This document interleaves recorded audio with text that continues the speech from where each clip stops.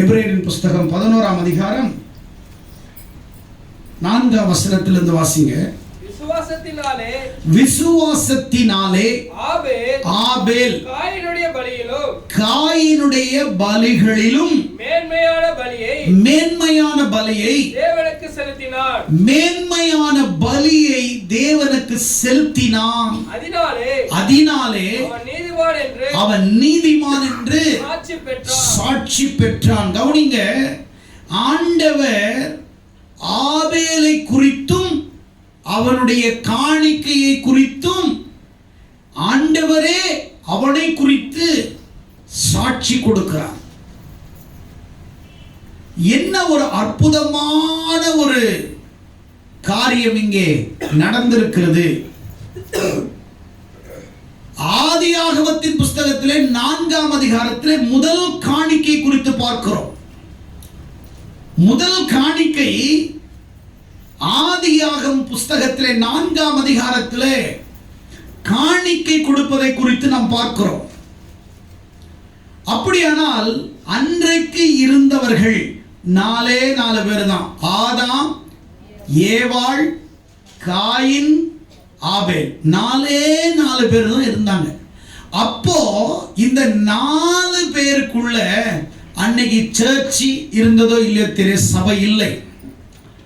சிறிய குடும்பம், அப்பா அம்மா 2 பிள்ளைங்க, 4 பேர் தான்.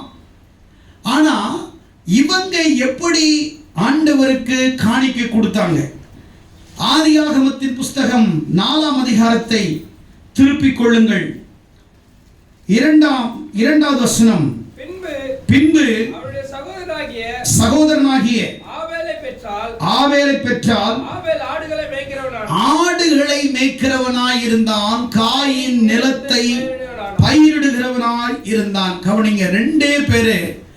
ஒருத்தர் ஆடுகளை மேய்க்கிற வேலை, ஒருத்தருக்கு நிலத்தை பயிரிடுகிற வேலை. சில நாள் சென்ற பின் காயின் நிலத்தின் கனியை கர்த்தருக்கு காணிக்கையாய் கொண்டு வந்தான். அந்த காலத்துல காணிக்கை பணமாய் கொடுக்கப்படவில்லை. அப்ப கரன்சியோ அல்லது நாணயமோ இல்லாத ஒரு காலம். அன்றைக்கு கரன்சிக்கு பதிலாக, நாணயத்துக்கு பதிலாக தங்கள் இடத்தில் என்ன இருக்கிறதோ அவைகளை மனமுகர்ந்து கர்த்தருக்கு கொடுப்பது, கர்த்தருக்கு செலுத்துவது. இப்படிப்பட்ட காணிக்கைகளை ஆண்டவர் அன்றைக்கும் ஏற்றுக்கொண்டிருக்கிறார், இன்றைக்கும் ஏற்றுக்கொள்ளுகிறார், நாளையும் ஏற்றுக்கொள்ளுவார். அப்படியானால் காணிக்கை என்பது கர்த்தருக்கு கொடுப்பது, நம்மிடத்தில் உள்ளதை கர்த்தருக்கு கொடுப்பது. அப்படியானால் இங்கே சொல்லப்பட்டிருக்கிறது, காயின் நிலத்தின் கனிகளை, நிலத்தில் இருக்கக்கூடிய விளைந்த கனிகளை கொண்டு வந்து கர்த்தருக்கு கொடுக்கிறான். ஆபேல் தன் மந்தையின் தலையீற்றுகளிலும் அவைகளில் கொழுமையானவைகளிலும் சிலவற்றை கொண்டு வந்தான். ஆபேலையும் அவன் காணிக்கையும் கர்த்தர் அங்கீகரித்தார். அப்படியானால் நாம் கொடுக்கிற காணிக்கைகள் கர்த்தருக்கு கொடுக்கிறோமா? முதலாவது காரியம். 2வது, நாம் கொடுக்கிற காணிக்கையை ஆண்டவர் அங்கீகரிப்பாரா என்பதை இன்றைக்கு நாம் சற்று அலசி ஆராய போகிறோம். அப்படியானால் கர்த்தர் எங்கேயாவது நீங்கள் காணிக்கை கட்டாயமாய் கொடுக்க வேண்டும் என்று எங்கேயாவது வேதாகமத்தில் வலியுறுத்துகிறாரா? இல்லவே இல்லை. ஆண்டவர் யாரையுமே கட்டாயப்படுத்துவது அவருடைய நோக்கம் அல்ல. நீங்கள் எனக்கு காணிக்கை கொடுக்க வேண்டும் என்று அவர் யாரையுமே என்ன செய்யவில்லை? கட்டாயப்படுத்துவதில்லை. ஏன்? நீங்கள் கொடுக்கிறதினால் அவர் பிழைக்கிறவர் அல்ல, அவர் கொடுக்கிறதினால் பிழைக்கிறவர்கள் தான் நாம். சகலத்தையும் அவர் நமக்காய் கொடுத்தார். எடுத்து வாசிங்கள் 2 கொரிந்தியர் 9ஆம் அதிகாரம் 7ஆம் வசனத்திலே அவன் விசனமாயும் அல்ல கட்டாயமாயும் அல்ல தன் மனதில் நியமித்தபடி கொடுக்க கடவன், உற்சாகமாய் கொடுக்கிறஇடத்தில் தேவன் பிரியமாய் இருக்கிறார். பிரியமானவர்களே, இந்த காணிக்கையிலே நீங்கள் இன்றைக்கு தெளிவடைய வேண்டும் என்று கர்த்தர் விரும்புகிறார். ஆண்டவர் சொல்றாரு, அவன் விசனமாயும் கட்டாயமாகவும் அல்ல தன் மனதிலே நியமித்தபடியே உற்சாகமாய் கொடுக்கிறவனிடத்திலே தேவன் பிரியமாயிருக்கிறார். மேலும் நீங்கள் எல்லாவற்றிலும் எப்பொழுதும் சம்பூர்ணமுடையவர்களாய் சகலவித நற்கிரிகளில் பெருகிறவர்களாய் இருக்கும்படி தேவன் உங்களிடத்தில் சகலவித கிருபையையும் பெருக செய்ய வல்லவராயிருக்கிறார். வாரி இறைத்தான், ஏழைக்கு கொடுத்தான், அவன் நீதி என்றென்றைக்கும் நிற்கும் என்று எழுதியிருக்கிறபடி விதைக்கிறவனுக்கு விதையையும் புசிக்கிறவனுக்கு ஆகாரத்தை அளிக்கிறவர் உங்களுக்கு விதையை அளித்து அதை பெருக பண்ணி உங்கள் நீதியின் விளைச்சலை வர்த்திக்க செய்வாராக. தேவனுக்கு எங்களால் ஸ்தோத்திரம் உண்டாவது ஏதுவாயிருந்து மிகுந்த உதாரண குணத்திலே நீங்கள் எல்லா விதத்திலும் சம்பூர்ணம் உள்ளவர்களாய் இருக்கிறீர்களே. என்ன அற்புதமான வார்த்தை! மிகுந்த உதாரணத்தினாலே நீங்கள் சம்பூர்ணமாய் இருக்க தேவன் விரும்புகிறார். அப்படியானால் உங்கள் ஆசீர்வாதத்திற்கு தடை நீங்கள். தேவன் உங்களுக்கு தடை அல்ல. உங்கள் வாழ்வாதாரத்தின் செழிப்பிற்கு நீங்கள் தடையாயிருக்கிறீர்கள். உங்கள் வாழ்க்கையினுடைய ஆசீர்வாதத்தின் மேன்மைக்கு நீங்கள் தடையாயிருக்கிறீர்கள். காயினும் ஆபேலும் ஆண்டவருக்கு காணிக்கை கொண்டு வந்தார்கள். ஏன் ஆபேலின் காணிக்கை மட்டும் ஆண்டவர் அங்கீகரிக்க வேண்டும்? காயினின் காணிக்கை ஏன் நிராகரிக்க வேண்டும்? அங்கே 2 பேரும் தான காணிக்கை கொடுத்தார்கள். எதற்காக தேவன் ஒருவரை நிராகரிக்க வேண்டும், ஒருவரை அங்கீகரிக்க வேண்டும் என்றால், அங்கே கொடுக்கிறதிலே சில மாற்றங்களை ஆண்டவர் எதிர்பார்த்தார். காணிக்கை கொடுப்பதிலே தேவன் பார்க்கிற விதம் என்ன? அவர்கள் 2 பேருமே கொடுத்த காணிக்கையில ஒரு காணிக்கை அங்கீகரிக்கப்பட்டதனுடைய நோக்கம் என்ன அப்படின்றால், சிம்பிளா சொல்ல போனால், காயின் தான் முதலாவது காணிக்கை கொண்டு வந்து கர்த்தருக்கு செலுத்தினான். ஆனால் அவன் செலுத்தினது எப்படி என்றால், நிலத்திலே இருக்கிறதிலேயே கடைசி குவாலிட்டி.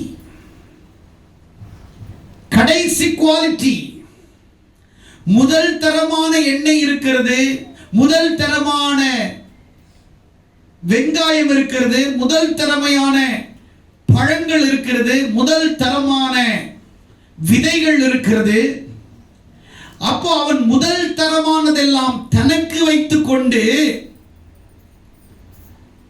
தரமற்றதை கொண்டு வந்து தரமானவருக்கு கொடுப்பதற்காக அவன் வந்தான். ஆண்டவர் அதை பார்க்கிறார்.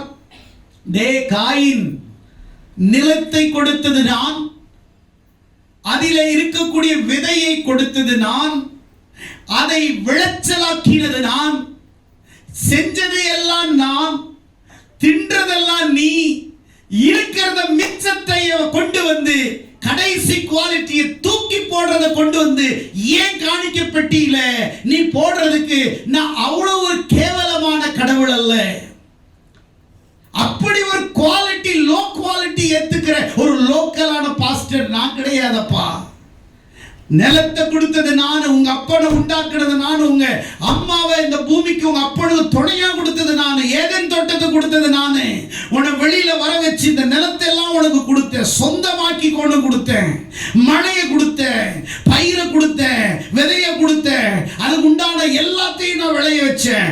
காலையில உனக்கு பூமியிலிருந்து மூடுபனியை நானு எழுப்புனேன், வானத்திலிருந்து மழையை கொண்டு வந்தது நானு, விதைத்தது நீயா இருக்கலாம், விளைச்சல் பண்ணது நானா இருக்கிறேன், விதைச்சது நீயா இருக்கலாம், அதை விளைவித்த தேவன் நானா இருக்கிறேன், அதுக்கு தண்ணீரை நான் பாய்ச்சினேன். ஆனால் நான் என்னுடையதை என்னிடத்திலிருந்து நீ பெற்றுக்கொண்டு எனக்கு நலமானதை கொடுக்காமல், தரமானதை, சிறந்ததை, முதல் தரத்தை எனக்கு கொடாமல், நீ இருக்கிறதிலேயே தூக்கி போட வேண்டியதை கொண்டு வந்து எனக்கு கொடுக்கிறாய். நான் உன்னிடத்தில் காணிக்கை கேட்டேனா? நீ எனக்கு காணிக்கை தர வேண்டும் என்று உன்னிடத்தில் என்றைக்காவது நான் கேட்டிருக்கிறேனா? ஆண்டவர் அவனை பார்த்து கேட்டிருக்கிறார். அங்கெல்லாம் இது இல்லை, கேட்டிருப்பார். சம்பவங்கள் நடந்தது என்றால் அங்கு எங்கேயோ ஒரு சம்பவம், ஒரு டிரான்சாக்ஷன் அங்க இருந்திருக்கும், அங்க ஏதோ ஒரு உரையாடல் நிச்சயம் இருந்திருக்கும். அவர் சொல்றாரு, கொடுத்தது நான், ஆசீர்வதித்தது நான் கேட்டேனா உங்ககிட்ட? உன் காணிக்கை எனக்கு வேண்டாம்பா, எடுத்துட்டு போ, வேண்டாம் எடுத்துட்டு போ, வாங்கல அப்படின்னா ஆண்டவர் எல்லா காணிக்கையும் வாங்குறாருன்னா அவர் நிச்சயமாய் காயினின் காணிக்கை அவர் வாங்கி இருக்கணும். ஆனா ஆபேல் அடுத்தது வர்றான், காணிக்கை கொண்டு வர்றான். என்ன மாதிரி காணிக்கை? தன் ஆடுகளிலே கொழுத்ததை, ஊனமில்லாததை, முதல் தரமான ஆடுகளை, நல்ல ஒரு வயது குட்டி, நல்ல வளர்ந்து புசுபுசுன்னு இருக்கிறத, ஒரு வியாதி இல்லாம பழுதற்றத, கொழுத்தத, முதல் தரமானத தூக்கிட்டு வந்து ஆண்டவர்கிட்ட காணிக்கை கொடுக்கிறான்.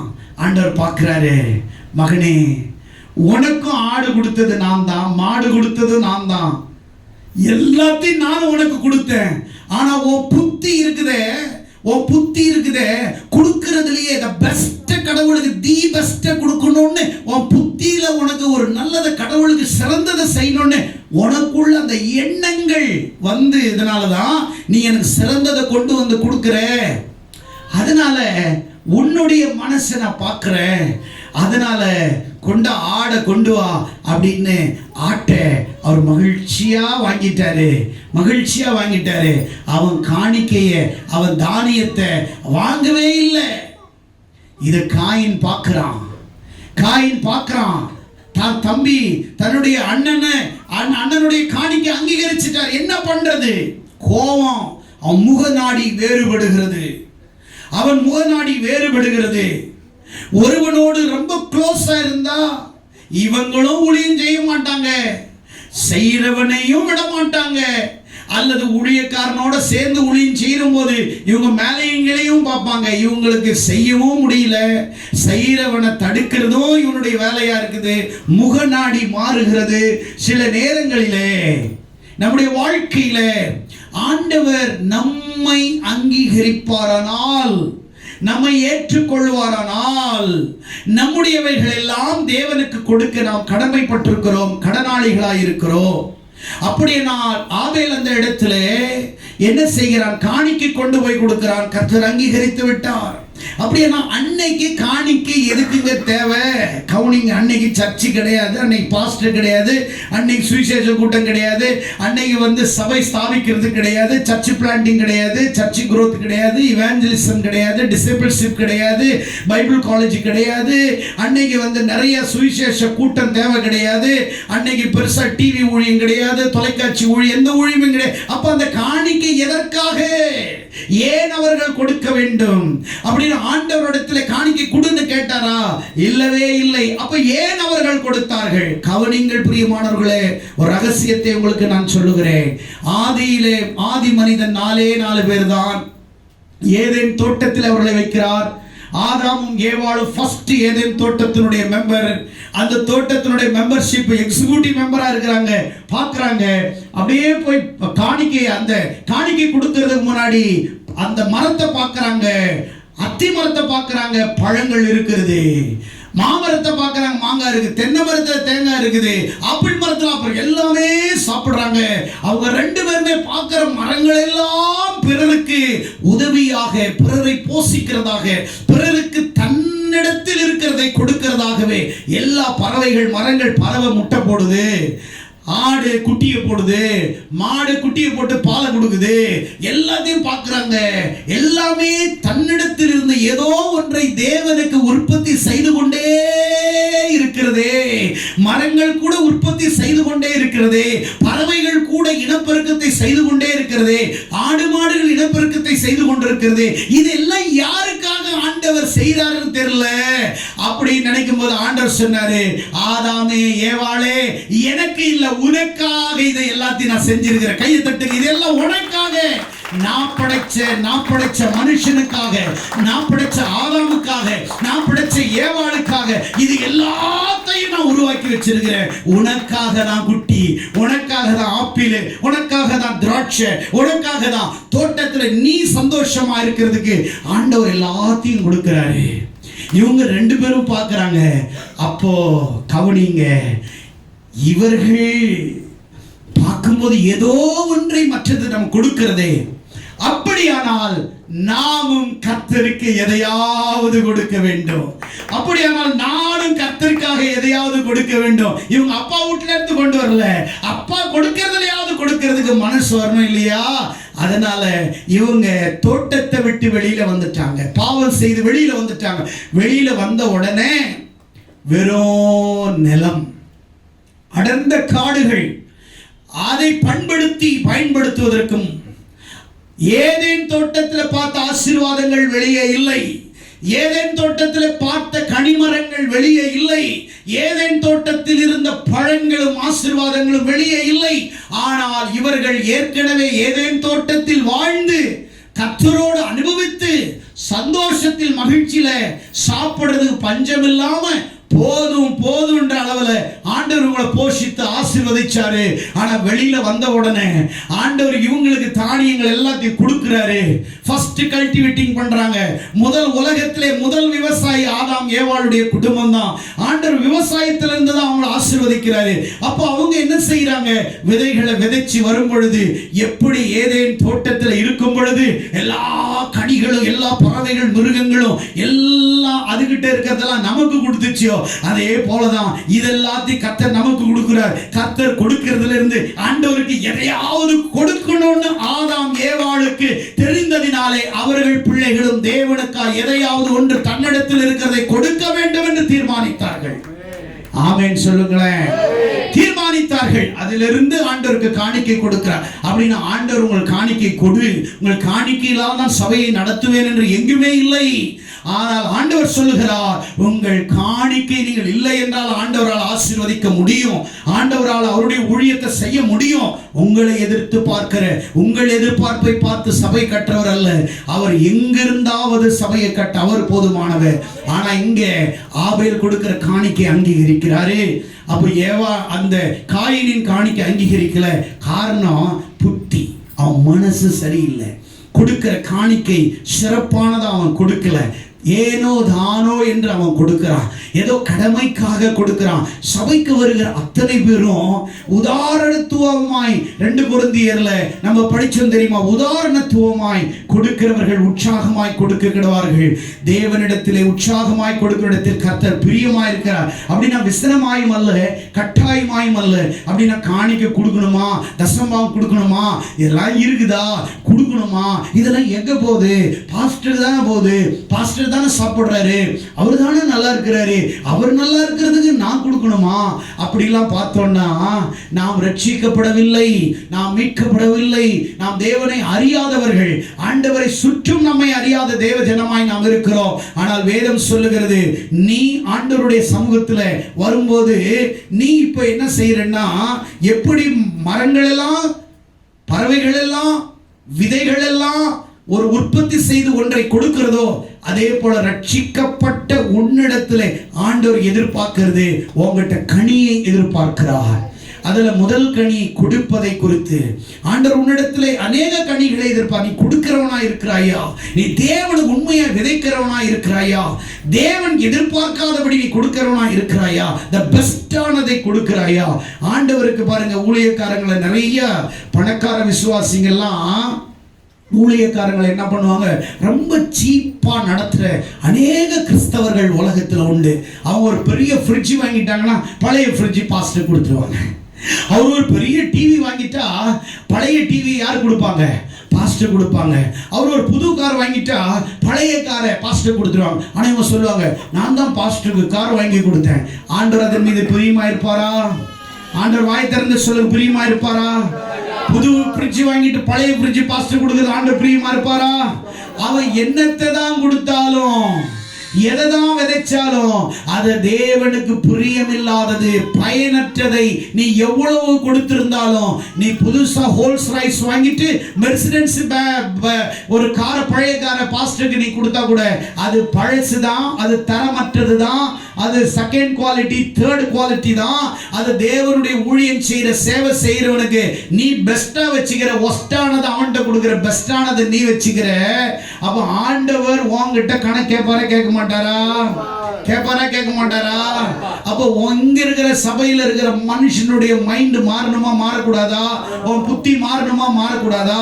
நீ வசனத்தை வளரணும்னு ஆசைப்படுறோம், வேத வசனத்தின்படி சொல்ற சத்தியத்து உபதேசத்துக்கு நீ கீழ்ப்படியணுமா இல்லையா? கீழ்ப்படியணுமா இல்லையான்னு சொல்றாரு. இப்ப என்ன சொல்றாரு? ஆபேல் காணிக்கை எடுத்துக்கிட்டார், அங்கீகரிச்சுக்கிட்டார். அங்கீகரிச்ச பிறகு காயினை பார்த்து சொல்றாரு, உன் காணிக்கையை நான் அங்கீகரிக்கவில்லை. காரணம், காயின் பாவம் செய்கிறவனாய் தேவனுக்கு விரோதமானவனாய் இருந்தான். அவன் தரமற்றதை கர்த்தருக்கு கொடுத்தான். தேவனை அவர் முதல் தரமாக ஆண்டவருடைய சமூகத்தில் ஆண்டவருக்காக வைராக்கியமா நிற்க வேண்டும் என்ற எண்ணம் இல்லாதவனாய் இருந்தான். ஆனால் ஆபேல் அப்படி அல்ல.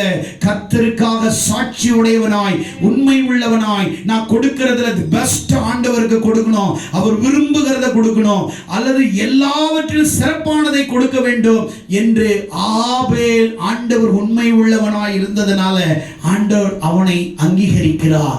அதனாலதான் எபிரேயர் 11:4 சொல்றாரு, அவன் காணிக்கை கொடுத்ததினால் எல்லா பலனை பார்க்க அவனுடைய காணிக்கை அவர் என்ன செய்தாரு? வாசிங்க, எபிரேயர் 11:4 ஆபேலையும் தேவனவன் காணிக்கையும் சாட்சி கொடுத்தார். அவன் இன்னும் மரித்து பேசுகிறான். அவன் நீதிமான் என்று சாட்சி. அப்படியானால் நல்ல கவனிங்க, காணிக்கைக்கு நீதிமானுக்கு என்னங்க வித்தியாசம் அப்படின்னா, நீதிமான் தான் காணிக்கை தருவான். ஆமென் சொல்லுங்க, கையை தட்டுங்களேன், உற்சாகமா தட்டுங்க. நீதிமான் தான் யாருக்கு தருவான்? ஆண்டவருக்கு காணிக்கை கொடுப்பான். அப்படின்னா நீதி இல்லாதவன் என்ன செய்யறது? இவர் ஒரு பெரிய நிறைய சபையில பண்றது, இவர் பெரிய கோடீஸ்வரனா இருந்தா இந்த பணத்தை 1 லட்சம் எதுக்கு இந்த சபை கொடுக்கணும், 1 லட்சத்தை 10 பாஸ்டருக்கு அனுப்பலான்ட்டு இவரே ஒரு பிளான் பண்ணி, இவரே ஒரு ப்ராஜெக்ட் பண்ணி அங்கங்க அனுப்புவாரு. ஆண்டவர் உன் காணிக்கை அங்கீகரிச்சுட்டான்னு நினைக்கிறியா? நீ யாரு? ஆண்டவர் கொடுக்கிற காசை பிரிச்சு பங்கு போட்டு கூறு போட்டு குருக்கு அனுப்புறது நீ யாரு? ஒன்னு ஆசீர்வதிக்கிறன்னா இருக்கிற இடத்துல நீ வயல்ல நீ அங்க கனி கொடு.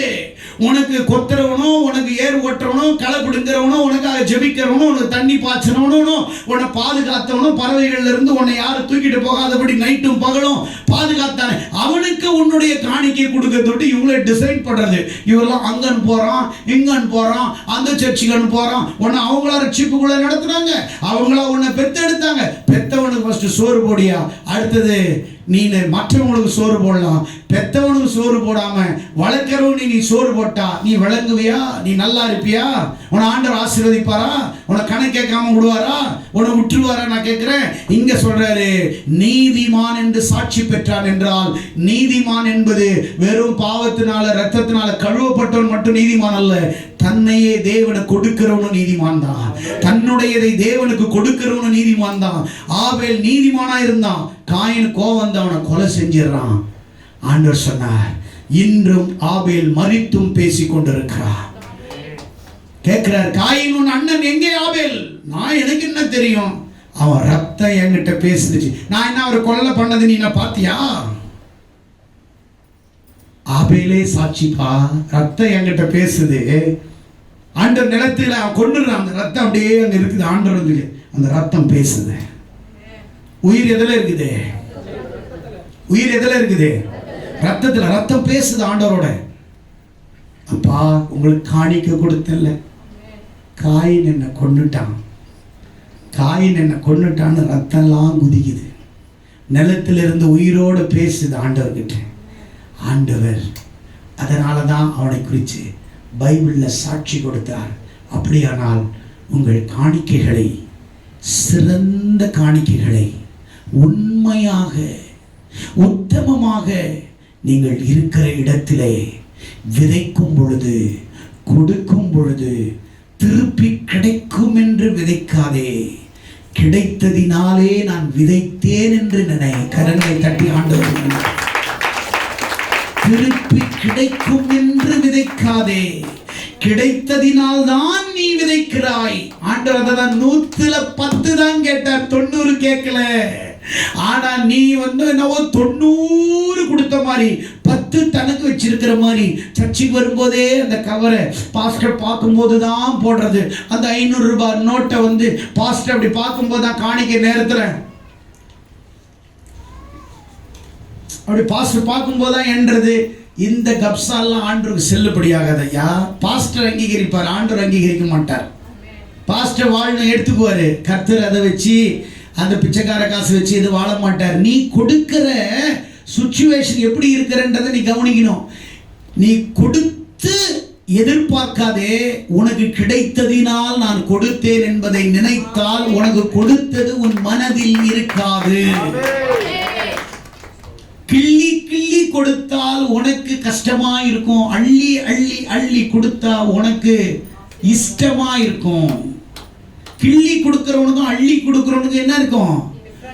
சில குழந்தைகள் ஆப்பிள் 2 குழந்தைங்க கொடுத்துச்சுன்னா, ஒரே குழந்தைக்கு ஒரு ஆப்பிள் சாப்பிடும், இன்னொரு குழந்தை பார்த்துச்சுன்னா சாப்பிட்டு அப்படியே ஒளிஞ்சு ஒளிஞ்சு சாப்பிடும். ஏன்னா அது கொடுக்கக்கூடாதுன்னு கொடுக்குற சில குழந்தைங்க பாருங்க, தனக்கு இருக்கிறத அப்படியே கொடுக்கும் சாப்பிடுன்னு.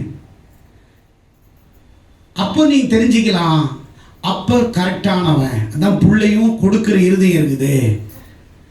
இது வந்து இங்கே ஒளி வைக்கிறது, சட்டையில் ஒளி வைக்கிறது, கீழே ஒளி வச்சுக்கிறது, டவுனுக்குள்ளே வச்சுக்கிறது, இதெல்லாம் இருந்துச்சுன்னா இவங்க அப்பா அம்மாவும் இப்படி ஒளிஞ்சி சாப்பிட்ற குரூப்புங்க. கறி குழம்புன்னா கீழே போய் ஒளி வச்சிடுறது. சாம்பார் கிம்பார்னா இருக்கிற இடத்துல ஹால்லேயே நடுவில் போட்டுறது. ஏன்னா கறி எடுத்து தின்னிடுவாங்க, அவங்களுக்கு வெறி வந்துடும்னு. அப்படி இருக்கக்கூடாது. எதுவாக இருந்தாலும் கரெக்டாக வச்சுட்டு போ. ஆமென். சிலவங்கெல்லாம் கறி குழம்புன்னா தான் அப்படியே போடுவாங்க. அன்னைக்கு தான் ஜெபம் பண்ணுவோமா, என்ன உனக்கு கறி கிடைக்கிற அன்னைக்கு தான் ஜெபம் ஓடுதோ. மட்டன் என்ன தான் எல்லாரும் சுற்றி உட்காருங்க, அம்மா போடுறேன். ஏன்னா இது என்னன்னா இதுங்க எல்லாம் போட்டு தின்னுட்டு எலும்பு வச்சுக்கொண்டு இதுங்க எலும்பெல்லாம் போட்டு இதை மட்டும் தனியாக வச்சுக்கும். தத்திரம் பிடிச்சிருங்க. அப்படி இருக்கக்கூடாது. நீ ஆண்டவருக்கு, நீ பிறருக்கு நீ சாட்சி உள்ளவனா நீ வாழணும். ஆமென். என் கூட எத்தனை பேர் வந்திருக்கிறீங்க? எனக்கு கிடைக்கதான் எங்க சாப்பாட்டு அலைஞ்சது பார்த்துருக்கிறீங்களா? சாப்பாட்டு அலைஞ்சது பார்த்துருக்குன்னா கிடையாது. பறனை கொடுக்க வச்சு சாப்பிட வச்சு அதுக்கப்புறம் கச்சா சாப்பிடுவோம். ஏன்னா அது எனக்கு பெருசு கிடையாது, உங்கள் சந்தோஷம் தான் எனக்கு பெருசு. அவன் ஆபேல் ஆண்டவர் சிறந்தானதை கொடுத்தான். இப்ப சொல்லுங்க, நீங்கள் ஏதோ உங்களிடத்தில் இருக்கிறதை கொடுக்கவில்லை, உங்களுக்கு கொடுத்த தேவன், உங்களுக்கு தேவன் கொடுத்தார். அவர் கொடுத்ததுல 90 நீ வச்சுக்கிட்டு 10 கொடுக்குறடா பாவி. அதுலயும் மூஞ்ச தூக்கிக்கிட்டு அப்படியே தசம்பாகமா கேட்கிறார். அடுத்த சர்ச்சு மாறி நீ 100 சர்ச்சு மாறி நீ அங்க போக மாட்டடி. எங்க போக மாட்ட? அங்க போக மாட்ட. நீ அங்க போக மாட்ட. உன் நோக்க அங்க போகணும். எந்த சர்ச்சுக்கு நீ போ, அங்க நீ போகணும். அதுக்குதான் இங்க உனக்கு கரெக்ஷன். இங்க கரெக்ஷன், இங்க உனக்கு கரெக்ட் பண்ற இடம் தான் இது. பட்டறை இது சரி பண்ற இடம். அல்லேலூயா. அப்ப நம்ம என்ன செய்யறது? என்னவோ இவருக்கு தசமாம் கொடுத்து அப்படியே கொடுக்குற மாதிரி பாஸ்டர் ட்ரெஸ் எல்லாம் போட்டுக்கிட்டு. அழைத்தவர் உண்மை உள்ளவர், அவர் போஷிப்பார். இப்ப நான் சொல்றேன், எத்தனை பேர் ஆண்டவருக்கு 10ல் 100ல் 10 பழைய ஏற்பாடு? இது நிறைய பேருக்கு தெரியல. இன்னும் அதே தான் ஃபாலோ பண்றாங்க. 2000 வருஷமா பழைய ஏற்பாட்டினுடைய கவுண்ட் தான் கொடுக்குறாங்க. பழைய ஏற்பாட்டில் 10% யார் கொடுக்கணும்? புதிய ஏற்பாட்டில் அன்லிமிட்டட். கரெக்ட். என்ன சொல்றது? கட்டாயமாய் அல்ல, விசனமாய் அல்ல, மனப்பூர்வமாய், உதாரணத்துவமாய், உற்சாகமாய், சந்தோஷத்தோடு கொடுக்கணும்னு ஆண்டவர் சொல்றார்.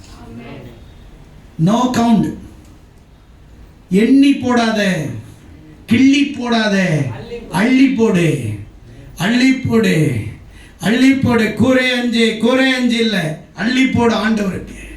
ஆமென். ஆண்டவருக்கு என்ன செய்யணும்? அள்ளி போடு. அல்லேலூயா, அல்லேலூயா. தக்காளி மார்க்கெட்டுக்கு போனா கூறு 10 ரூபா. அம்மா 3 கூறு எடுத்தா 1 கூறு ஃப்ரீ. அப்படி தூக்கி அள்ளி போடுறான். ஏன்னா 3 வாங்கும் போதே 1 அங்க கொடுக்குறான். ஒரு தக்காளிக்காரனே 1 கூறு உனக்கு இலவசமா கொடுக்குறான். கொசுறு கொடு நம்ம ஆளுங்க பிச்சை எடுத்துட்டு கிடப்பாங்க. இவங்கெல்லாம் டீசென்ட் பிச்சைக்காரங்க, தட்டு இல்லாம வாயை திறந்து கேட்கிற பிச்சைக்காரன். 2 பிச்சைக்காரங்க உலகத்தில் இருக்கிறான். ஒரு பிச்சைக்காரன் டைரக்டா தட்டு எடுத்து அம்மா தாயேன்னு கேட்பான். ஒருத்தன் வந்து ஒரு 2 கொசுறு போடுங்களேன், 2 வெங்காயம் போடுங்களேன், 2 தக்காளி போடுங்களேன். இதுங்க இந்த மார்க்கெட் ஃபுல்லா 2 பிச்சை எடுத்து 1 மூட்டை வீட்டுக்கு தூக்கிட்டு போயிடும். காசு கொடுத்தவங்க கூட 1 பையோட போவான். காசு இல்லாததுங்க 2 பேக் தூக்கிட்டு போயிடும். இந்த பாதி கொசுறு கேட்டே 1 பேக் நிரப்பினதுங்க இதுங்கெல்லாம். இதுங்க தூக்கிட்டு வீட்டு போயிட்டு இவ்வளவுதானே எடுத்துருப்பாங்க. கொசுறு வாங்கணும் இல்லை, அந்த அக்கா கிட்ட இந்த அக்கா கிட்ட. இது ஒரு விதமான பிச்சை தான். அவனே 3 கூறு எடுத்தா 4வது கூறு உனக்கு இலவசம். 2 கிலோ வாங்கினா 3 கிலோ உனக்கு இலவசன்றான். ஒரு உலகத்தானே உனக்கு நீ 2 வாங்கினா 1 கொடுக்குறேன்றான். ஆனா ஆண்டவருக்கு நீ 10% கொடுக்கறதுக்கு தலையை சொறிகிற. அப்படியே மேலேயும் கீழையும் பார்க்குற. காணிக்க நேரத்தில் பாத்ரூம் வருது, காணிக்க நேரத்தில் தான் யூரின் வருது, காணிக்க நேரத்தில் தான் ஃபோன் எடுத்துட்டு வெளியே போயிடுற. இதெல்லாம் சாத்தான். ஒன்றை நீ உள்ள உட்காரக்கூடாது, கொடுத்துடக்கூடாது. அந்த காந்தி நோட்டு, பச்சை நோட்டை போட்டுறாத. இருக்கிறதுலையே ஒன்று இருக்கும் பாரு, பச்சை கலர். இன்னொன்று 5 ரூபாய் டிராக்டர் ஓட்டுறது தான் உள்ள வைக்கணும். காந்தியை உள்ள போட்டுறாத. பெரிய நோட்டு அது, 10 ரூபாய். அந்த சின்ன நோட்டு அதை போடு. அது கூட வேண்டாங்க, சில்லறை இல்லை, சில்லறை அதை போடு. அந்த சில்லறையை அப்படியே யாரும் பார்க்காத மாதிரி 2 கையை வச்சுக்கிட்டு என்னவோ 10 லட்சம் போடுற மாதிரி போடுவாங்க. போட்டு டுங்குன்னு சவுண்டிலே நீ கண்டுபிடி மாட்டிக்குவீங்க. நீங்கள் 50 காசு தான் விழுந்துச்சு, 1 ரூபா விழுந்து, 5 ரூபாய் பழைய காயின் விழுந்துச்சுன்னா டங்குன்னு. அது கொஞ்சம் நல்ல திக்கானது. இப்பெல்லாம் வந்து போட்டாவே தெரியாது. எல்லாத்துக்கும் ஒரு ஓசைகளும் ஒலிகளும் இருக்குது. ஆமென். ஆனா நாம மட்டும் ஆண்டவர்கிட்ட கேட்குது, ஏசப்பா என் பிள்ளைக்கு பீஸ் கட்டணும், 5 லட்சம் வேணும். அவர் கேட்கவே மாட்டார். ஆண்டவரே ஆபரேஷனுக்கு 40 லட்சம் கேட்குறாங்க. ஆண்டவர் கேட்கவே மாட்டார். ஆண்டவர் கேட்பாரு, உனக்குன்னு ஒரு தேவதூதன் வச்சிருக்கிறார். எப்பா அவன் அக்கௌண்ட்ல என்ன கிடக்குது பாருன்னு கேட்பார். ஐயா பேர் வந்து மேரி. 1932 ரட்சிக்கப்பட்டாயா, 72 வயசாகுது. ஓசன்னா திருச்சபை. இதுவரைக்கும் தசம்பாகம் கொடுக்கலையா. காணிக்கை மட்டும் 72 வருஷத்துல மொத்தமே 32 காசு தான் போட்டுருக்குது ஐயா. 1 ரூபாய் 50 காசு போட்டுருக்குறான். அக்கௌண்ட்ல ஒன்றும் இல்லையா? ஒன்றும் இல்லை. சரி கொடுக்க வேண்டாம், க்ளோஸ் பண்ணிட்டேன். கண்ணன் பிரதர் கேட்குறாரு, ஆண்டவரே என் பிள்ளைக்கு கல்யாணம் 10 லட்சம் ரூபாய் வேணும். இப்போ கண்ணன் பிரதர் அக்கௌண்ட் பாருங்க ஐயா. 2 வருஷம் தான் வந்திருக்கிறாரு, 50 லட்சம் ரூபாய் காணிக்க கொடுத்துருக்கிறாரு ஐயா. ஓசன்னா ஐயா 2 வருஷத்தில் 50 லட்சம் வருமானம் ஐயா. அவர் சம்பாதிச்சது என்ன 30 லட்சம் ஐயா. கொடுத்தது 50 லட்சம் ஐயா. என்னப்பா 100ல் 10 தானே ஐயா. 90 கொடுத்துட்டாரு, 10 தான் அவர் வச்சிருக்கிறாரு ஐயா. சரி அவருக்கு எவ்வளோ வேணும்? 5 லட்சம். சரி 90% அந்த 5 சேர்த்து ஏற்கனவே 50 லட்சம் கொடுத்துருக்கிறாரு. அந்த 50 லட்சத்தோட சேர்த்து 5 லட்சத்தையும் போட்டு 55 லட்சம் கொடுத்துருப்பா அப்படின்னா. உன் அக்கௌண்ட்டில் இருந்தால் தானே, உன் அக்கௌண்ட்டில் இருந்தால் தானே தருவார். அப்படி கர்த்தருக்காய் கொடுத்து விட்டேன், எனக்கென்று எதுவும் இல்லை, என் பூமி சொந்தம் இல்லை, அம்மூட்டும் போய் இது ஒன்றுமே இல்லையா, இந்த பூமி எனக்கு சொந்தம் இல்லை, எல்லாமே இயேசு, எல்லாமே இயேசு. தேவதூதர் பக்கத்தில் உட்காந்துட்டு இயேசுவை சொல்வார், பொய் பொய் போய் அக்கௌண்ட்ல காலி, ஒன்றும் கிடையாது, ஏமாத்திட்டு திரியிறான். ஆனா இது வந்து அப்படியே ஒன்றும் இல்லைன்னு பாடுறான். நல்லா புரிஞ்சுக்கோ செல்லங்களா, உன் வாழ்க்கைக்கும் கிறிஸ்தவத்துக்கும் மீனிங் இல்லைன்னா உன் வாழ்க்கை வேஸ்ட். நீ பணக்காரனோ நீ ஏழையோ, நீ உள்ளவனோ இல்லாதவனோ, நீ உண்மை உள்ளவனாக தேவன் உன்னிடத்தில் உண்மை எதிர்பார்க்கிறார். அதுல கிடைக்கிற சந்தோஷம் இந்த உலகத்துல யாருமே தர முடியாது.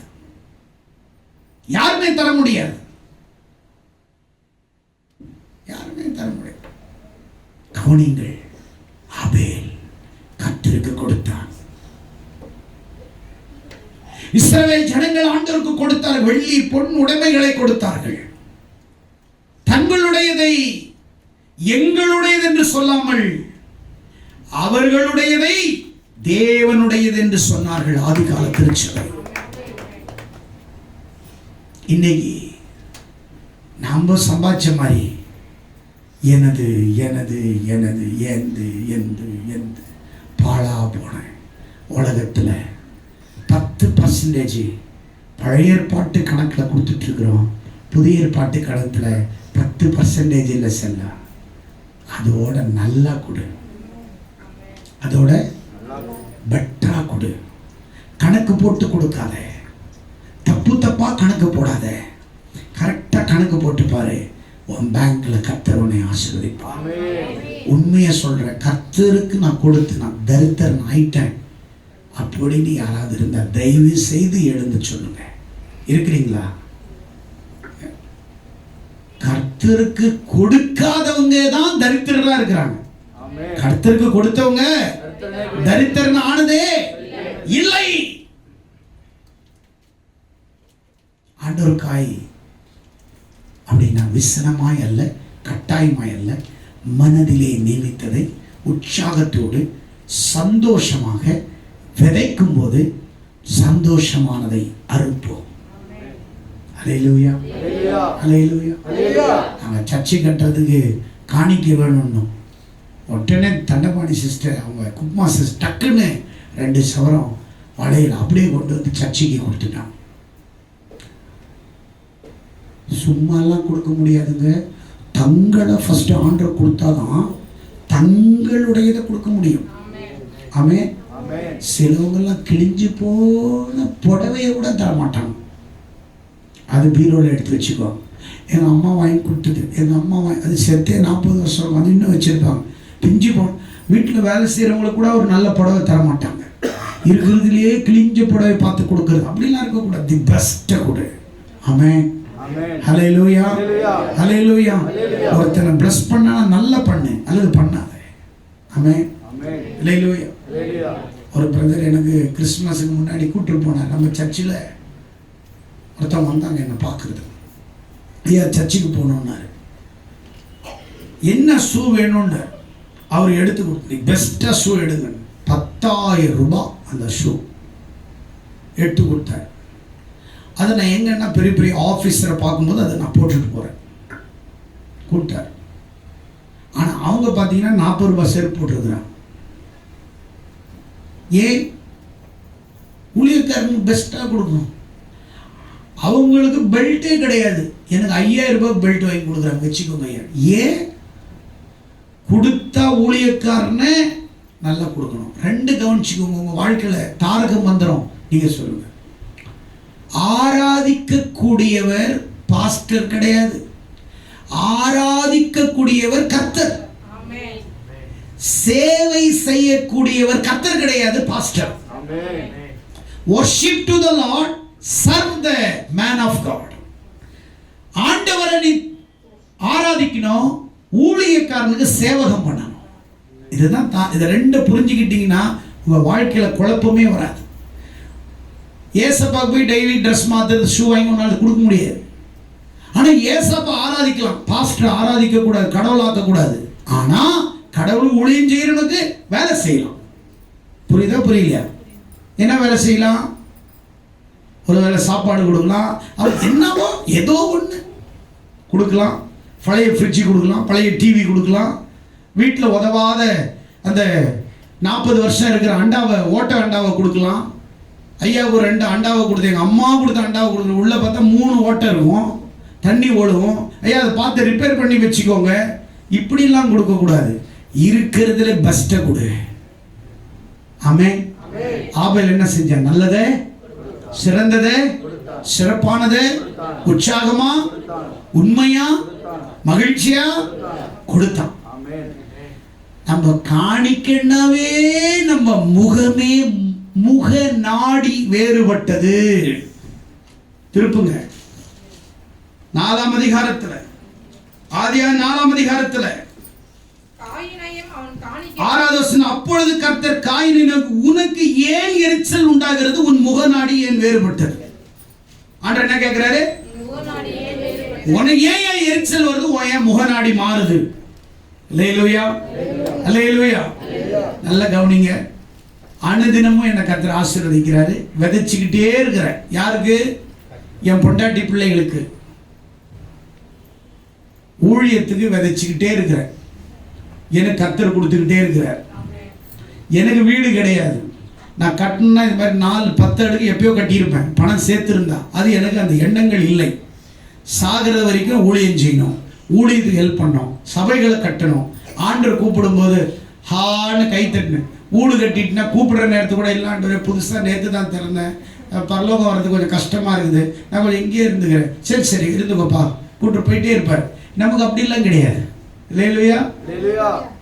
எல்லாம் ஓசியே, எனக்கெல்லாம் ஓசியே, கோட்டு முதல் கோமணம் வரை எல்லாம் ஓசியே. அப்படி இருக்கிறவனுக்கு என்ன பிரச்சனை? கூப்பிடும்போது போய்கிட்டே இருப்பான் ஆண்டவர்கிட்ட. டட்டா உலகத்துக்கு டட்டா காஞ்சி போய்கிட்டே இருப்பான். எப்போ ஆளை விட, ஐயோ மோசமான இருந்த ஊர் கூட்டிங்களே, வரலதுக்கு டாட்டா. சந்தோஷமானவன் உலகத்தை டாட்டா காட்டுவான். உலகத்தை நேசிக்கிறவன் ஆண்டவர் கூப்பிட்டா கூட உயிரை பணம் அப்படியே போய் ஹாஸ்பிட்டலில் படுத்துக்கிட்டு, பணம் அங்கே 10 லட்சம் கொடுத்தாவது சும்மா பம்படிச்சுக்கிட்டாவது படுத்து கிடப்பான் 10 நாள். உயிர் இருக்குது, உயிர் இருக்குது, இன்னும் கொஞ்சம் ஒரு 20 லட்சம் வேணும், சரி வீடு விற்று கொடுத்துருவோம், இன்னும் பம்படிச்சு 70 லட்சம் அங்கே கொடுத்து சாகிறதோட 70 லட்சம் ஊழியத்தை கட்டிட்டு சாவிய உனக்கு ஆண்டவர் பெரிய வீட்டாங்க வச்சிருக்காங்க. ஆமென். கஷ்டமா இருக்குதா? எத்தனை பேர் கஷ்டமா இருக்குது? எப்படியோ கொள்ளை அடிக்கிறதுக்கு ஒரு பிரசங்கம் பண்ணிட்டாரியா அப்படி நினைக்கிறீங்களா? அதுக்கெல்லாம் இந்த ஜான்சன் கிட்ட நடக்காதையா. நீங்கள்லாம் நேற்று வந்தவங்க. நான் 20 வருஷமா காரில் போகிறேன், 20 வருஷமாவே நல்ல ஜூஸை குடிக்கிறேன். ஏதோ நேற்று புதுசாக பாஸ்டர் காரில் பார்க்கல, நீங்கள் வர்றதுக்கு முன்னாடி இருந்தே நல்லா இருக்கிறேன். என்னை யாரும் கை காட்ட முடியாது. ஆமென். நான் எப்பவுமே டாப்பு தான், இருந்தாலும் டாப்பு தான், இல்லாட்டினாலும் டாப்பு தான். ஏன்னா நான் விசுவாச வீரன். கர்த்தர் என் கையில் விசுவாசத்தை கொடுத்துருக்கிறார். போய்கிட்டே இருப்பேன். கோலை கொடுத்துருக்கிறாரு, தட்டிக்கிட்டு போய்கிட்டே இருப்பேன். மோசைக்கிட்ட ஒன்றும் பெருசாக இல்லை, இன்வெஸ்ட்மெண்ட்டே பண்ணல. ஊழியத்துக்கு வரும் ஒரே ஒரு ஆடு மேய்க்கர் குச்சி வச்சுட்டு இருந்தான். ஆண்டவர்கிட்ட சொன்னான், நீ ஊழியத்துக்கு வரணும். இல்லை ஆண்டவரே பயமா இருக்குதப்பா. இல்லை இல்லை என்னை நம்ப மாட்டாங்க ஆண்டவரே, என்னை பார்த்து உன்னை கர்த்தர் கூப்பிடலன்னு சொல்லுவாங்க ஆண்டவரே. ஆண்டவர் பேசுகிற, டே வாடா வாடா. இல்லை ஆண்டவரே நான் வரல, நான் திக்கு வாய் மந்த நாவு, டே வாடான்றாரு. கடைசியில் ஆண்டவர் சொல்கிறாரு, டேய் சனின கையில் என்னடா வச்சிருக்கிற? கோல் வச்சிருக்கிறேன், கீழே போடுறான்றார். போட்டவுடனே பாம்பா மாறுது. ஐயோ என்ன இது, கோலா இருந்துச்சுன்னா பாம்பா மாறுது. ஓடுறான். டேய் வாழைப்பிடி வாழைப்பிடின்றார். நீங்கள் வேற கோலை கீழே போட்டு பாம்பா மாறிடுச்சு வாழைப்பிடின்ற. அது சுற்றி சுற்றி கடிக்க வருது. வாழை பிடிச்ச உடனே மோசே கையில் இருந்த கோலா மாறிடுச்சு. இப்போ சொல்கிறாரு, எப்படிப்பா போறியா? என்ன போகிறான் ஆண்டவரே. திரும்ப பாம்பா மாறாதா?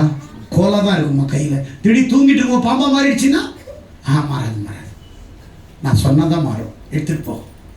இந்த கோலை வச்சு தான் நீனு பார்வோனை விரல்ல, ஒரு பழமொழி சொல்கிறாங்களே, கம்பை வச்சு கண்ணில் ஆட்டிட்டான்பா, குச்சி வச்சு ஆட்டிட்டான். இந்த கம்பை வச்சுட்டு போனான். பாறை அடிக்கிறான், தண்ணி வருது. நதி அடிக்கிறான், 2ஆ பாயுது. தரையை அடிக்கிறான், பேனா வருது.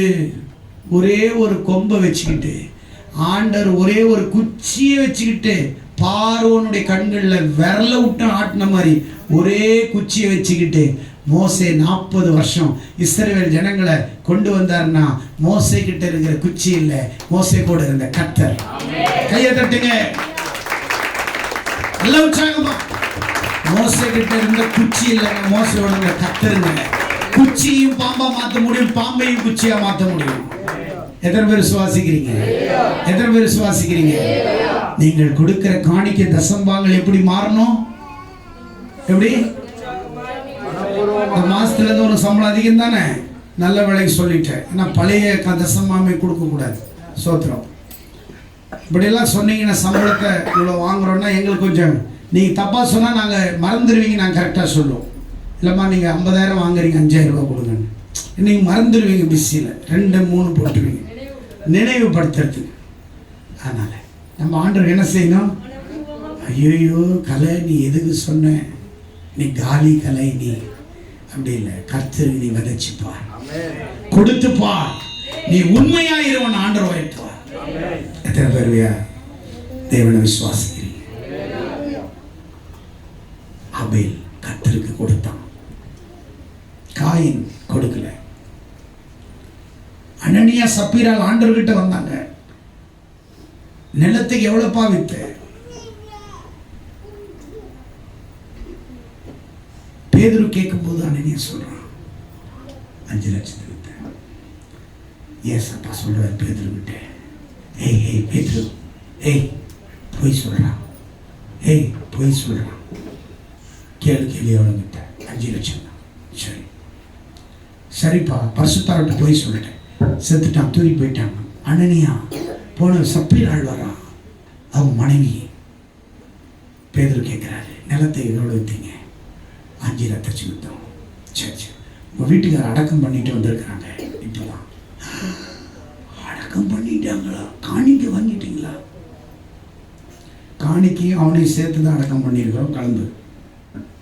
அவளும் செத்துட்டான். சர்ச்சில் உட்காந்துட்டு போய் சொல்லக்கூடாது, சர்ச்சில் உட்காந்துட்டு பித்தலாட்டம் பேசக்கூடாது. நீ சபைக்கு வந்ததே மாறுறதுக்கு தான். நீ சர்ச்சுகளே வந்து மாறாமல் வாழ்ந்தா வாழ்க்கை மாறணும் இல்லையா? காணிக்கை எது கேட்குறேன், இது செய்தியை கேட்குறேன். காணிக்கையில் தெளிவாகிறதுக்கு, அன்பை பற்றி பிரசங்கம் பண்ண அன்பில் தெளிவாகிறது, தாழ்மை பற்றி என்ற தாழ்மையில் தெளிவாகிறது. இதுதான் சப்ஜெக்ட், இதுதான் மேட்டர், வேற ஒன்றும் கிடையாது. எத்தனை பேர் காணிக்கையில் தெளிவாயிட்டீங்க? தசம்பாகத்தில் எவ்வளோ தெளிவாயிட்டீங்க? வாயை திறந்து அல்லேலியாவே வரணும். இந்த காணிக்கைனாவே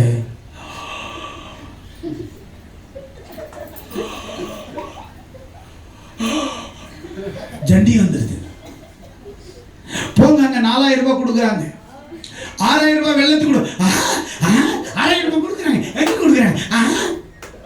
ஆனா ஆண்டவர் கேட்டா மாட்டான்.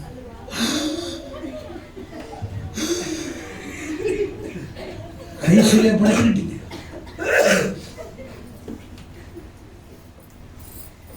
சந்தோஷமா மகிழ்ச்சியா இருக்கும். நீ உண்மை உள்ளவனாயிரு, உன் வீட்டை கர்த்தர் ஆசீர்வதிப்பார். கடன் இல்லாத வாழ்க்கை வாழ்வு. நீ தேவனுக்கு கொடுக்கிறது அது எவ்வளவு உண்மையாயிரு, கர்த்தர் பார்க்கிறார். நீ உண்மையாயிரு, ஆண்டவனை உயர்த்துவார். கோல்கட்டு பேஸ்ட் சாதாரண மனுஷன். அவன் ஊழியக்காரர்கிட்ட கேட்ட, ஐயா நான் வேலை இல்லாமல் இருக்கிற கம்பெனி எடுத்து என்ன செய்யணும்? அவன்கிட்ட எவ்வளோ இருக்குது? 2 பென்னி.